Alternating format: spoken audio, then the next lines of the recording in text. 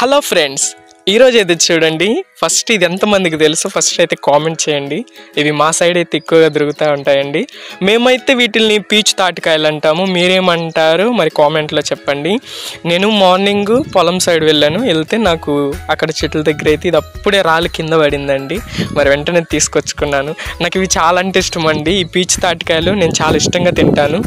ఇవి ఎప్పుడెప్పుడు వస్తాయని చాలా సార్లు కూడా నేను ఎదురు చూశాను. బట్ ఇప్పుడు టైం వచ్చింది కాబట్టి అవి పండాయి కాయలు. మరి వాటిల్లో ఒకటి నేను తెచ్చుకొని మరి వాటితో అయితే ఒక రెసిపీ చేద్దాం అనుకున్నాను.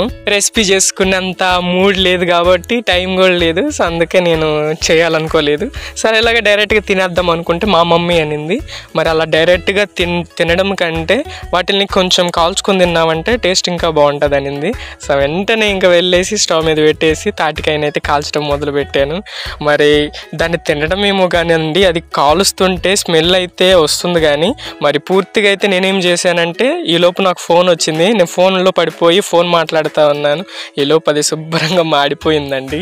మరి చేతికి అందింది నోటికి అందకుండా పోయిందంటే ఇదేనేమో.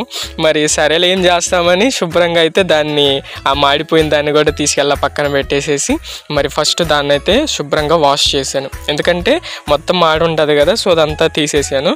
మరి కొంచెం చల్లారిన తర్వాత అయితే మనం దాన్ని పీల్ చేసుకోవాలండి. ఎందుకంటే వేడి మీద కనుక మనం తినేసామంటే మనకి టేస్ట్ అనేది తెలియదు, చేదుగా ఉంటుంది.